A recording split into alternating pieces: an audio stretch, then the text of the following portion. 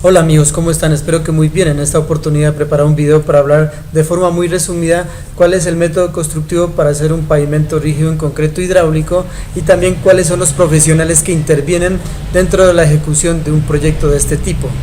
Muy bien amigos, dentro de un proyecto de construcción de obras civiles siempre nos vamos a encontrar dos tipos de equipos de trabajo. El primer equipo de trabajo va a ser el de la interventoría y el segundo equipo de trabajo va a ser el de los contratistas que van a construir la obra. Hablemos en primer lugar sobre la interventoría. La interventoría es un equipo de trabajo que se va a encargar de administrar, de tomar decisiones, de supervisar que la obra se esté construyendo con los más altos estándares de calidad. Este equipo de trabajo de interventoría está conformado por un director de obra, que es un ingeniero civil de profesión, que tiene que tener mínimo una especialización en vías terrestres, o si tiene magíster o doctorado mucho mejor. Tiene que tener un año de experiencia mínimo de 15 años. Entre más grande sea el proyecto y se maneje mucha más cantidad de dinero, entonces la experiencia tiene que ser mucho más grande para un director de interventoría. Y si el proyecto es más pequeño, pues la experiencia va a ser menor. También tiene que tener una experiencia general de 15 años a partir de la expedición de la tarjeta profesional. Por ejemplo, aquí en Colombia los que nos dan el aval para poder salir a trabajar a nosotros como ingenieros civiles son, la entidad se llama Comnia. Es el Consejo Profesional de la Ingeniería Civil, de las Ingenierías. Ellos son los que nos dan a nosotros como ingenieros civiles la tarjeta profesional y un número que nos identifica para poder ejercer esta profesión a nivel nacional. Y la experiencia específica, que solo haya trabajado en proyectos de vías, como en este caso, tiene que ser de 7 años, eso según los pliegos de condiciones o los documentos que estén expidiendo para poder ejercer un tipo de trabajo como estos.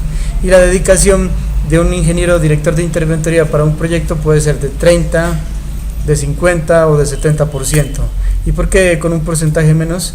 Es porque ellos a veces tienen empresas o son contratistas en otros proyectos y se dedican 50% en un proyecto y el otro 50% pueden dedicarlo a otros proyectos distintos donde ellos pueden estar trabajando a la vez, porque son profesionales de bastante experiencia y bastantes calidades certificadas de forma profesional.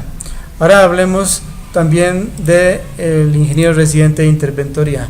El ingeniero residente de interventoría también es un profesional en la ingeniería civil con mínimo especialización en vías terrestres. Este ya va a tener un poco menos de experiencia que el director de interventoría, ya puede ser de 10 años de experiencia y una experiencia general desde que se graduó o desde que recibió la tarjeta profesional de 10 años y una experiencia específica que ya trabajó solo, digamos en este caso en vías, de 5 años en cargos similares. Y la dedicación del ingeniero residente de interventoría va a ser de 100%. El ingeniero residente de interventoría, ¿qué se va a encargar de hacer? Va a tener que tomar decisiones, va a tener que tomar el control dentro del proyecto, de que todo se esté ejecutando tal como se contrató. Tiene que por lo general asistir a los comités de obra, tiene que llenar la bitácora de obra, tiene que ejercer control, también el control técnico y el control jurídico a veces en algunos casos, y en otros casos tiene que ejercer control económico de cómo se está llevando el dinero del proyecto y darse cuenta de que en realidad el cronograma de obras se esté llevando o ejecutando de la mejor forma, tal y como lo presentaron los contratistas. Y este es un trabajo pues también que tiene que tener una dedicación del 100% para poderlo ejecutar bien. Listo, ahora miremos que dentro de la interventoría pues hay otros profesionales que son el profesional socioambiental y el profesional de la seguridad y salud en el trabajo, que son los encargados de verificar que dentro del proyecto también se tengan y se estén ejecutando todo lo que se ha contratado de una forma óptima.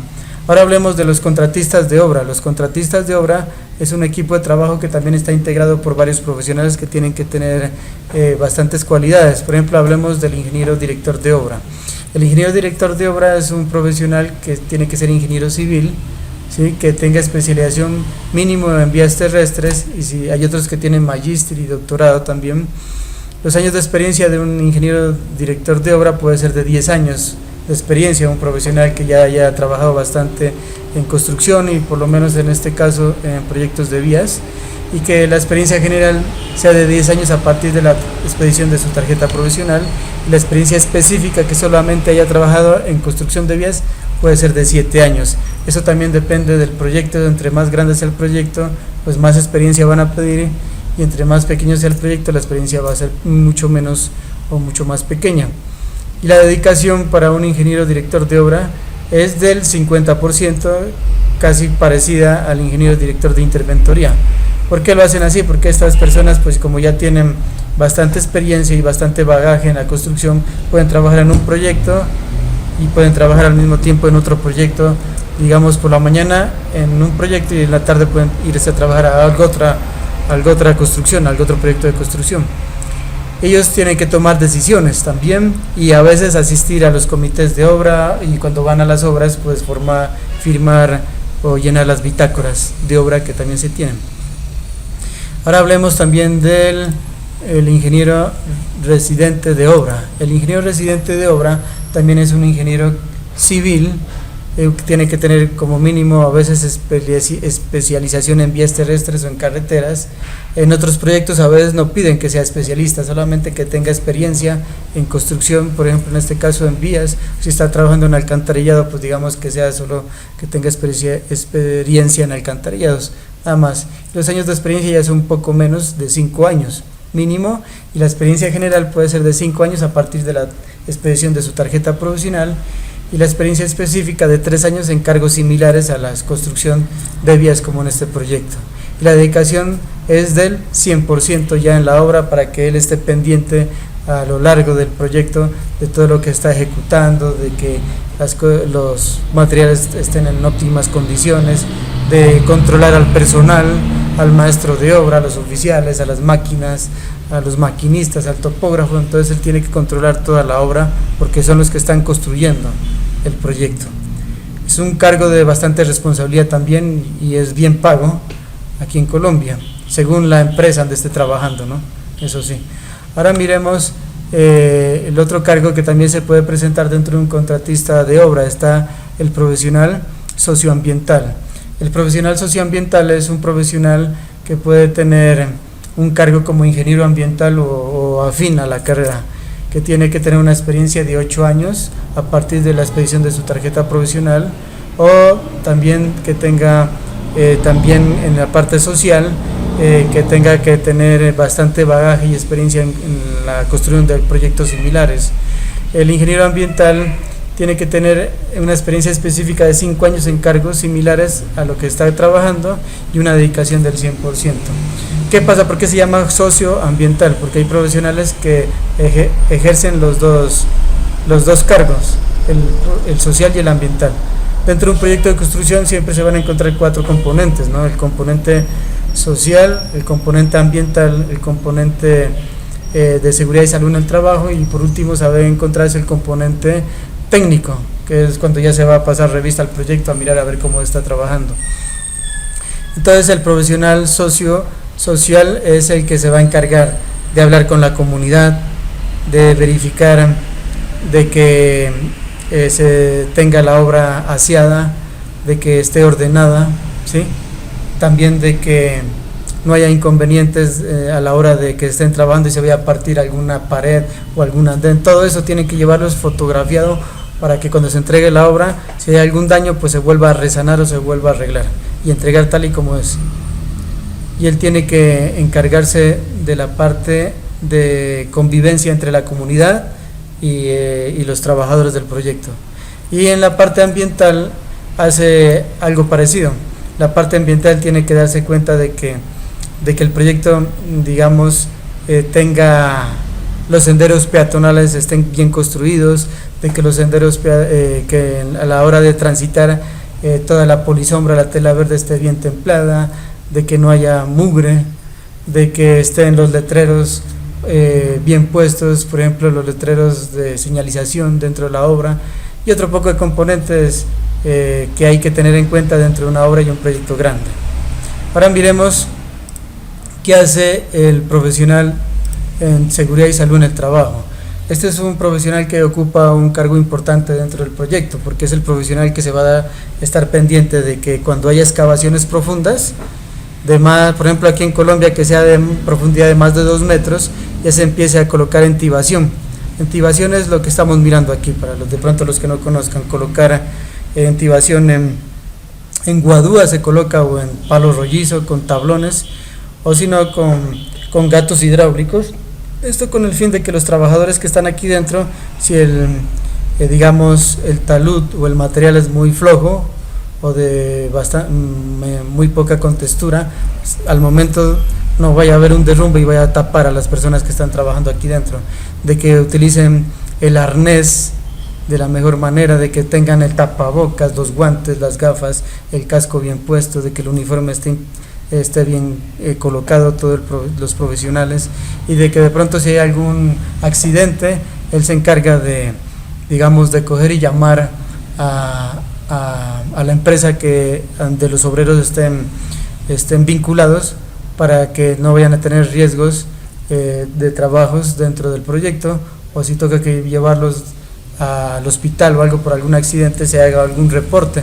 Es un trabajo bastante complicado, bastante cuidado, tienen que estar pendientes, regañar a la gente a veces cuando no quiere, digamos, colocarse los implementos de seguridad personal, y siempre hay bastante responsabilidad dentro de este cargo. Si hay algún accidente, todo se lo van a aplicar al profesional de salud en el trabajo, porque es el encargado de esto. Para bien o para mal, tiene que responder como sea en este tipo de trabajos. Este profesional puede ser cualquier profesional, pero que tenga una licencia en salud y seguridad, y esa licencia aquí en Colombia las pide el Ministerio de Trabajo, creo que es, o alguna otra entidad, y eso le dan un código y un número para que ellos puedan ejercer esta profesión y puedan controlar en las obras todo lo que tiene que ver con la seguridad y salud en el trabajo. Los años de experiencia, por ejemplo, para este proyecto puede ser de 5 años, si es más grande pues pueden pedir más años de experiencia, y si es más pequeño pues menos experiencia. Y la dedicación de este profesional dentro de un proyecto que tiene que ser del 100%, eso sí es una dedicación del 100% al sol y al agua, y si tienen que trabajar de día y de noche, pues también todos los profesionales van a trabajar en igualdad de responsabilidad y de horas. Si se trabaja pues más tiempo, pues tienen que pagar horas extras, ¿no? Lo que se trabaja aquí en Colombia así. Ahora sí miremos el topógrafo. El topógrafo es el encargado pues de llevar todo el control de lo que se esté ejecutando, por ejemplo, por intermedio de los planos topográficos, llevar control de puntos de referencia, los niveles que se llevan dentro de las obras, por ejemplo, si se va a colocar una placa se está construyendo una vía, pues que él es el que tiene que tomar los puntos de referencia para los niveles, para los drenajes, donde se va a colocar una caja o una cámara de inspección, donde va a ir un sumidero, en qué lugar o a qué porcentaje van a ir los desagües. Bueno, tanta cosa que tiene que hacer un topógrafo dentro de una obra, ¿sí? Y el topógrafo tiene que ser un profesional en topografía con 5 años de experiencia según también el proyecto, y tiene que tener también una tarjeta profesional y 3 años de experiencia en cargos similares que haya trabajado en la misma cuestión. Por ejemplo, un topógrafo dentro de un alcantarillado tiene que estar todos los días con el equipo topográfico dando el nivel y la línea por donde va a ir el alcantarillado, ¿sí? Es muy indispensable, y la dedicación de este tipo de profesionales tiene que ser del 100% dentro de una obra. Sigamos. Ahora hablemos sobre el maestro de obra. El maestro de obra es otra parte fundamental dentro de una construcción. El maestro de obra tiene que ser, por ejemplo, aquí en Colombia es un técnico en construcción, ya tienen tarjeta profesional emitida por alguna entidad, a veces aquí en Colombia por el SENA. Por ejemplo, para un proyecto de construcción grande como este, se pide que el maestro de obra tenga una experiencia de 8 años a partir de la entrega o la expedición de su tarjeta provisional. Esta tarjeta provisional también la entrega el COMNIA, que es la entidad encargada de dar los números, las certificaciones aquí en nuestro país, para que todos los profesionales como nosotros en la ingeniería civil ejerzamos esta profesión de la manera más correcta. Y la experiencia específica en cargos similares podría ser de 5 años y una dedicación del 100%. El maestro de obra es el que tiene que estar encargado de los ayudantes de obra, obreros, de los oficiales, albañiles, y él tiene que saber también de interpretación de planos, para que cuando el ingeniero residente le diga hagamos esto en este proyecto, hagamos esta cámara o esto sardinel aquí, entonces aquí está el plano y interprétalo con algunas anotaciones pues que dé el profesional, como es el ingeniero, hacia el maestro. todo este equipo de trabajo pues tiene que funcionar de la mejor manera posible para que en el proyecto constructivo pues se lo pueda ejecutar en el tiempo que está estipulado en el cronograma, y si hay algunos, digamos, percances a medida que se va trabajando, pues ya se pueden hacer actas, digamos, prórrogas, o se hace un acta de reinicio o de suspensión, porque uno no sabe qué puede ocurrir dentro de un trabajo. Entonces todo eso hay que tenerlo en cuenta. Sigamos, miremos que ya hablamos sobre estos profesionales. Ahora miremos cuáles son los medios de control de un proyecto de construcción civil. Cuando uno sale a trabajar a una obra, se da cuenta que en realidad se van a presentar varios inconvenientes. En este caso, para evitar inconvenientes y problemas, pues van a haber varios controles. Por todas partes hay controles en una obra civil. Cuando uno sale a trabajar se va a encontrar con la veeduría ciudadana, que son la veeduría ciudadana son los, a ver cómo les digo, son los de la Junta de Acción Comunal del barrio. Por ejemplo, si yo voy a hacer un pavimento, un alcantarillado en un barrio X, ahí tiene que hacerse cargo la veeduría ciudadana por medio de la Junta de Acción Comunal. La Junta de Acción Comunal está conformada por unas 5 personas que ejercen esta veeduría, y cuando hay comités de obra se los invita a ellos para que dentro del comité de obra ellos estén presentes y estén mirando y escuchando lo que está ejecutando, y también van a estar mirando casi que todos los días lo que se está construyendo. Eso es lo que tiene que ver con la veeduría ciudadana. El otro ente que controla también aquí es la interventoría. La interventoría, como ya hablé al principio, son profesionales encargados de velar que se cumpla el proyecto en las mejores condiciones y con calidades óptimas. Y la interventoría sirve también como un enlace entre la entidad estatal y el contratista. Digamos un caso aquí en Colombia, el INVIA sacó a contratar un pavimento, que es el Instituto Nacional de Vías. Entonces, ¿qué hace?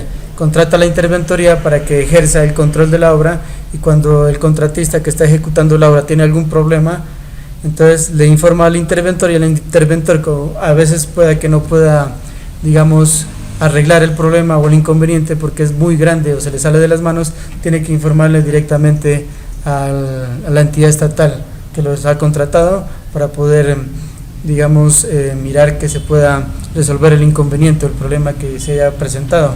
También la interventoría son los que hacen los pagos de las actas y otros controles que se ejercen dentro del proyecto. Ahora miremos que dentro de medios de control de un proyecto de construcción civil también se pueden encontrar lo que se llaman los comités de obra. Los comités de obra, por ejemplo, en un proyecto se los puede hacer cada 8 días. En proyectos que he trabajado se los ha ejercido cada 8 días, cada miércoles, cada jueves, cuando se vea conveniente y se pacta un horario para poder invitar tanto a la veeduría ciudadana, que son los del barrio, a la interventoría, a los contratistas, y también a algunos profesionales de las entidades estatales que tienen que estar pendientes. En los comités de obra son reuniones entre interventoría, contratista y veeduría ciudadana para hablar sobre los componentes del proyecto, los cuales por lo general son el componente social, el componente ambiental, el componente de seguridad y salud en el trabajo y el componente técnico. Como lo había hablado en un principio, el componente social se lo nombra aquí en un comité de obra para poder explicar qué ha ocurrido, si ha habido un problema entre trabajadores y los vecinos que están cercanos a la obra donde está construyendo, si la comunidad tiene alguna queja, algún reclamo en contra del contratista, si quieren hacer alguna objeción o aconsejar alguna cosa que se necesite. Entonces aquí en un comité de obra se lo puede hablar por medio de la parte social. Y de la parte ambiental, este componente ambiental es el que tiene que ver con el aseo, con las señalizaciones del tránsito. Por ejemplo, si hay en obras que no se puede transitar bien, tienen que hacer pasos peatonales. Sí, tantas cosas que hay dentro de este componente ambiental que cuando ya se pongan a trabajar o se den cuenta, ya se van a mirar que es bastante amplio también este componente. Y el componente de seguridad y salud del trabajo, que también se lo habla en un comité de obra, es cuando el interventor y el contratista quieren hacer alguna objeción de que los obreros tengan todos sus elementos de protección personal bien puestos, de que tengan el arnés puesto si hay una es muy profunda la excavación, o si tienen que trabajar en unas partes muy altas, tienen que tener su arnés y su línea de vida amarrada a alguna, no sé, alguna parte donde se puedan, digamos, librar de algún accidente, y que utilice su tapabocas, su casco, sus gafas, todo lo que tiene que ver con la componente de seguridad en el trabajo. Y por último está el componente técnico, que se elabora en un comité de obra. El componente técnico es cuando nosotros salimos con todos los profesionales, digamos en la parte interventoría y contratista, a darnos una vuelta por todo el proyecto y empezar a revisar a ver qué pasó con la excavación, si ya han instalado bastante, digamos, tubería, o han hecho fundición de algunas cámaras, si en un proyecto de obra de vías, de pavimentos, cuántos metros cuadrados de fundición se han hecho en vías, se han hecho sardineles, si se está llevando el control o se está llevando tal y como el contratista colocó en el cronograma de obra. Todo eso se mira. Si hay que hacer, mover alguna cámara para un lado, si aquí hay que construirla o no, si hay que hacer un muro de contención o no, todo eso se mira ahí, ¿sí? Entonces hay tantos inconvenientes que entre varios profesionales se juntan y toman decisiones para poder ejecutar la obra de la mejor forma. También están las actas, que son medios de control, las actas de obra. Las actas de obra está, por ejemplo, el acta de inicio de obra, que es cuando se va a arrancar el proyecto.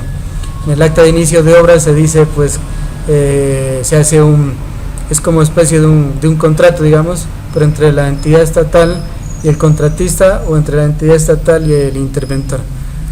Cuándo se va a iniciar el proyecto, y se colocan las firmas de los contratistas e interventores.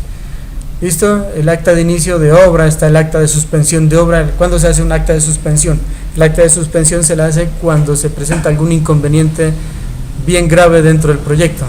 Por ejemplo, que se dedicó a llover todos los días y no se podía hacer fundición, que porque hubo paro en las carreteras y no sé, por ejemplo, aquí en Colombia de vez en cuando hay paros y no se puede transportar material de construcción, o hay paros de volqueteros, o hay paros de trabajadores. Entonces todo eso influye en una construcción y toca que hacer un acta de suspensión de obra hasta que se arregle todo, y vuelve y se hace un acta de reinicio de obra. Aquí está.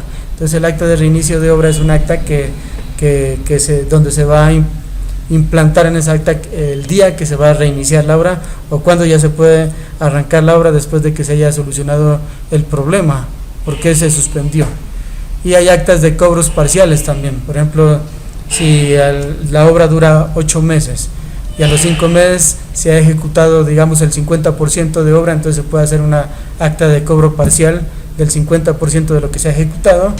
Y cuando ya o si han hecho el 100% de la obra, pues se hace un acta de cobro final, que es que se cobra el 100% del total del proyecto que se ha ejecutado.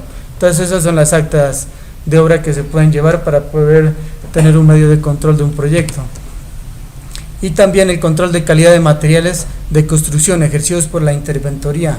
Se los ejerce en laboratorios de suelos o en calidad de materiales por medio de certificaciones. Por ejemplo, siempre que se está construyendo un proyecto, lo que hace la interventoría es llevar a un laboratorista para que tome unas densidades, por ejemplo, en las densidades en las compactaciones, que tiene que tener del 95% de Proctor modificado. Entonces se lleva un laboratorista por parte de interventoría, se hace tomar las muestras, y después con los documentos que le dé el laboratorista uno se da cuenta si en realidad cumplió con la norma de compactación en este caso, o por ejemplo si están haciendo una fundición de algún muro de contención o de una placa de pavimento, pues se hace tomar muestras de ese concreto, se las lleva al laboratorio y se mira si este concreto es óptimo. Por ejemplo, si es un concreto para una placa de pavimento, tiene que ser de 3000 PSI, entonces ya a los 28 días tiene que fraguar, digamos.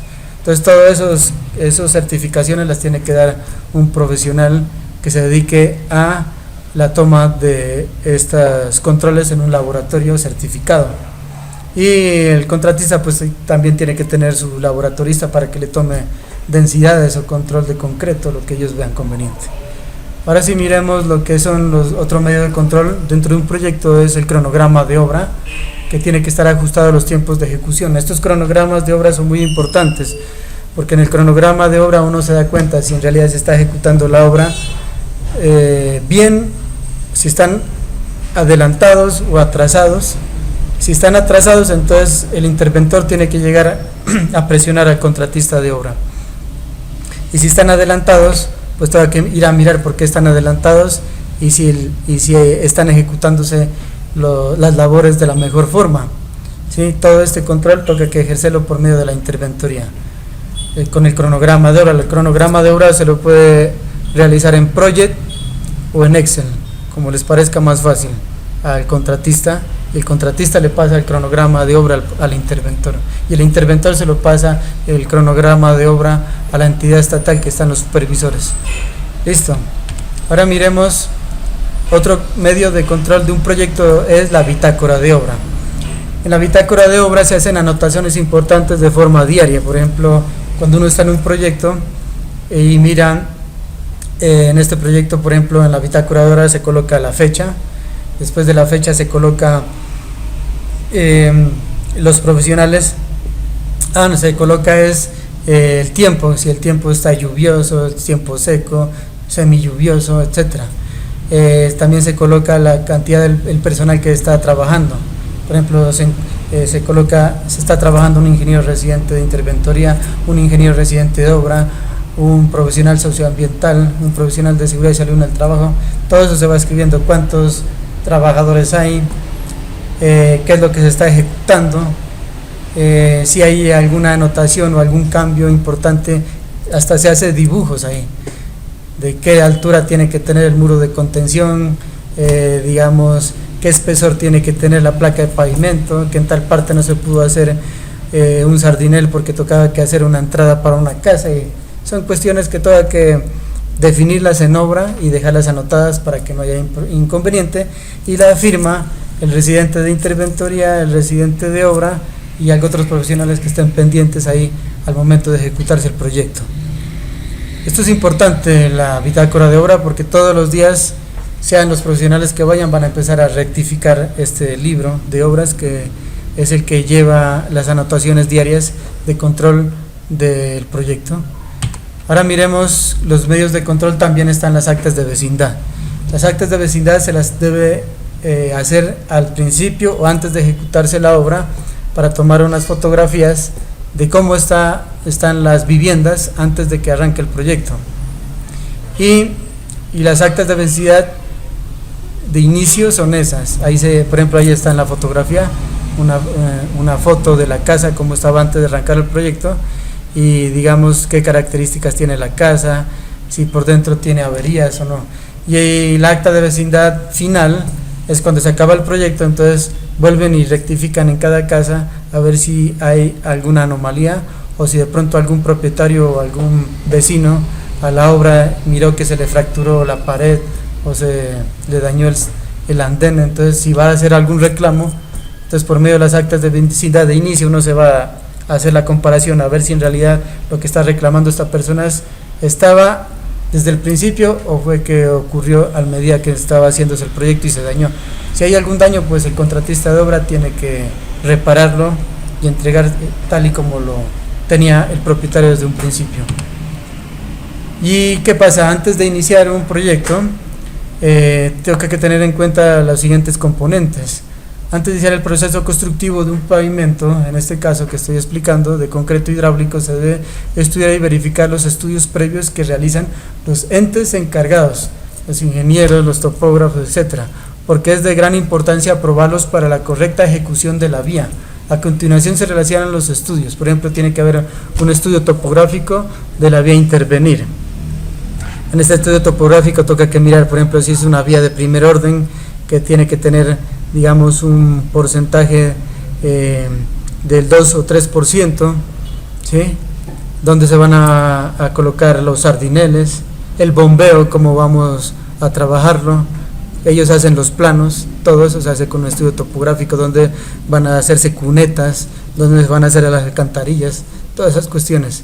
Hay que hacer un estudio de tránsito también, por ejemplo, para hacer una vía. En un estudio de tránsito, hay que mandar a algunas personas para que empiecen a contabilizar qué cantidad de carros pasan por hora, cada hora, cada minuto, llevar un control a ver qué cantidad de carros particulares, carros pequeños, carros grandes, de camiones, de toda clase, a ver qué cantidad de tráfico hay dentro de ese proyecto que se va a construir. Los estudios de suelo son importantes. Estos estudios de suelos son importantes porque antes de comenzar el proyecto todo hay que darse cuenta en qué parte está, digamos, se toca que hacer un muro de contención porque el talud está muy en malas condiciones y se puede haber un derrumbe, donde hay material que toca que excavar y volver a conformar con material nuevo para volver a hacer una conformación de calzada o un mejoramiento de suelos. Todo eso toca que hacer con un estudio de suelos. ¿Dónde se va a encontrar nivel freático? También se hace con un estudio de suelos. ¿Qué calidad de material hay debajo o se va a encontrar? Si es bueno o malo. También toca que hacer unos ensayos de CBR. Por ejemplo, aquí en Colombia es con las normas de INVIAS, la E148-13, que es una norma que toca tenerla en cuenta para poder construir antes de iniciar un proyecto de construcción, y también el ensayo de placa, que es del INVIAS 168-13, que es otro ensayo que hay que tener muy en cuenta para poder antes de arrancar un proyecto, y los diagnósticos de las redes de servicios públicos. Por ejemplo, antes de hacer un pavimento, toca que mirar a ver cómo están los servicios públicos de agua, de alcantarillado y pluviales, ¿sí? Porque ¿qué vamos a hacer un pavimento encima de un alcantarillado dañado o de un acueducto malo? Primero hay que hacer el acueducto, primero hay que hacer el alcantarillado, luego el acueducto y por último se hace un pavimento, es lo más derecho, ¿sí? Y hay que hacer un estudio hidrológico, hidráulico para el diseño de drenajes. Por ejemplo, antes de arrancar un proyecto de estos, pues primero se va a mirar al lugar de trabajo a ver si hay ríos, si hay quebradas, si hay nivel freático que esté mirándose de alguna ladera, si hay que hacer cunetas de coronación o zanjas de coronación, bueno, tanta cosa que se puede encontrar dentro del proyecto antes de arrancarlo. Todo eso hay que tenerlo en cuenta antes de iniciarlo. Y los procesos constructivos de pavimento en concreto hidráulico pues vienen a ser primero la localización y replanteo, que es cuando se llega con el topógrafo y se saca el plano y empieza uno, o el topógrafo empieza a decir, bueno, por aquí vamos a tomar el alineamiento de la vía, este es el eje de la vía, ¿sí? Todo lo que tiene que ver con el diseño geométrico de vías, pues por medio de la locación y replanteo nos vamos a dar cuenta hasta qué punto podemos trabajar de acuerdo a los planos y tomar puntos de referencia y niveles. En las vías se toma siempre ese tipo de puntos de referencia para saber hasta qué parte se va a construir. También miremos lo que es cerramiento y señalización. Eso es importante. Al arrancar el proyecto, pues lo que tenemos que colocar es el cerramiento en tela verde, así como se mira aquí en la fotografía. Cerramiento al perímetro de la obra del proyecto con tela verde. ¿Con qué fin? Para que la gente que es ajena al proyecto no se vaya a meter dentro del proyecto y vaya a haber algún accidente o se vayan a perder las cosas o vayan a robar. También, como miramos en la imagen a mano izquierda, que estén las señales tanto horizontales como verticales, y también como miramos aquí una señal de desvío en una carretera para que de día o de noche esté referenciada el proyecto, que hay una construcción y la gente esté alerta y no vaya a cometer algún accidente. También vamos a mirar que dentro del proceso constructivo vamos a encontrarnos con demoliciones. Hay que demoler, por ejemplo, si encontramos en la vía que vamos a construir un pavimento nuevo, pues primero tenemos que ir a demoler la placa vieja o la placa antigua para volver a hacer la nueva. Toca que demoler a veces andenes, demoler cámaras de inspección, demoler cajillas, toda tanta cosa. Hay que demoler roca también a veces en una carretera. Entonces hay que demoler y luego hacer la remoción y sacar a un botadero por medio de volquetas y empezar a limpiar el lugar de trabajo.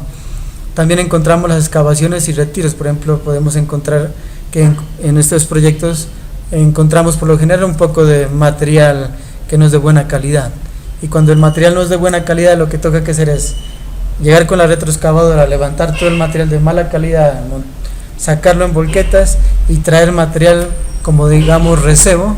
Nosotros aquí en Colombia lo conocemos como recebo. El recebo lo echamos, lo aplicamos dentro, se toca que hacer el mejoramiento de suelos, compactar, y luego de compactar, digamos si vamos a hacer una vía, pasarle el cilindro o la máquina para compactación y luego tomarle unas densidades a ver si el Proctor nos da más del 85-90%, donde ya se pueda colocar la fundición de una placa, sea de concreto o de o de o de, o de, o de ¿qué es? O de cemento o de pavimento flexible, lo que uno vea conveniente, o lo que le haya mandado a hacer en el proyecto. Es lo que se hace con la excavación y retiro de material sobrante o también de demoliciones. También miramos que hay una conformación de la calzada con material seleccionado. Ustedes saben que para hacer un pavimento hidráulico lo primero que se hace es la subrasante, luego se hace la subbase granular y la base granular, y por último hacemos el pavimento en concreto hidráulico. Como nos damos cuenta aquí en esta fotografía, se está haciendo la conformación de la calzada por medio de un material que lo conocemos como recebo aquí en Colombia. Es un material muy bueno para hacer el mejoramiento de vías y para compactarlo y luego colocar todas las capas para hacer la fundición de una placa de concreto. Después miramos lo que es extendida y compactación de material seleccionado. Si nos estamos dando cuenta, aquí le estamos haciendo el extendido de este material seleccionado. Por ejemplo, esto es base, este material se llama base y lo estamos extendiendo por medio de una motoniveladora. Todo el material lo estamos extendiendo por medio de la máquina y luego le pasamos una máquina como es el cilindro de vibración para que quede bien compactado y bien nivelada esta calzada. Luego miramos las capas de pavimento rígido. Está la capa de la subrasante, que puede tener entre 20 y 50 centímetros. Luego está la capa de base, como la miramos aquí en esto, puede ser una capa de base esta, que es de 10 a 15 centímetros. Y la losa de concreto, que puede tener entre 10 y 18 hasta 25 centímetros en algunas partes. Eso según el estudio que hayan hecho para poder hacer una vía en concreto hidráulico o en concreto o en pavimento rígido. Listo, miremos los ensayos de laboratorio, ensayos de densidades de cono de arena. ¿Qué es este método de cono de arena? Es un ensayo que permite calcular en sitio el valor de la densidad natural de los suelos, especialmente en los suelos sin cohesión, arenas y gravas, los cuales representan un reto al usar otros métodos, ya que por lo general no se logran obtener muestras inalteradas de suelos con estas características. Entonces, este ensayo de laboratorio que está haciendo ahí es un ensayo muy importante, porque por medio de este nos podemos dar cuenta de que si la compactación que se ha hecho en este lugar de trabajo ha sido una compactación óptima y que, digamos, el interventor la puede recibir, o nosotros como constructores podemos cimentar o, digamos, hacer una placa de concreto ahí que no se vaya a sentar o a partir después de un tiempo. Entonces, ¿qué es el ensayo del CBR? Que también es un ensayo importante dentro de una construcción. El ensayo CBR se emplea para evaluar la capacidad portante de terrenos compactados como terraplenes, capas de firmes, planadas, así como la clasificación de los terrenos. Entonces, el ensayo de CBR es el que nos vamos a dar cuenta que cómo está la calidad de este terreno, si este terreno es bueno o malo para trabajarlo, si hay necesidad de retirarlo del lugar de trabajo y volver a llevar un material de mejores condiciones para hacer un mejoramiento de suelos, etcétera. Eso, y a medida que uno llega al lugar de trabajo se encuentra con este tipo de ensayos, que ahí ya se mira a ver si en realidad son buenos o no estos materiales por medio de este tipo de ensayos de laboratorio. Y también está el ensayo de placa, que este método se refiere a la ejecución del ensayo de placa con carga estática no repetida sobre suelos de subrasante y componentes de pavimento. Por ejemplo, a mano izquierda estamos mirando un ensayo o un método de ensayo de concreto que se llama el SLUM. El SLUM usted ya lo pueden investigar en internet, que es para mirar cuál es el asentamiento del concreto que tenemos. Y a mano derecha estamos mirando a una persona que está tomando unos ensayos de concreto dentro de unos cilindros, o también los llamamos aquí en Colombia como testigos, le llamamos a este pequeños cilindros que el señor está llenándolos de concreto, para mirar cuál es la resistencia del concreto a los 7, a los 14, a los 28 días, que es un ensayo de concreto que se hace dentro de un laboratorio, a ver si en realidad nos está dando el ensayo para poder para que nos reciban, digamos, la placa de concreto que estamos construyendo y sea de óptimas calidades. Y también miramos lo que es la compactación. La compactación es importante dentro de un proyecto de construcción. sea de vías o lo que sea de alcantarillado, la compactación es indispensable para que todo el material que se va a sentar sobre la compactación no se nos vaya a sentar y no se nos vaya a partir en el caso de hacer una placa de concreto de vías. Por ejemplo, la mano izquierda, después de hacer la compactación, pues ya se hacen los sardineles, y después de hacer los sardineles pues ya se funden lo que es la placa de concreto, y después de la placa en concreto ya se hace lo que son las juntas de dilatación o los paños para poder ejecutar nuestra carretera pavimentada. Y en general eso es lo que se puede mirar dentro de un proceso constructivo de un pavimento en concreto hidráulico. Muchas gracias amigos, esto ha sido todo por este video y gracias por mirar mi canal. Nos vemos en una próxima oportunidad, chao.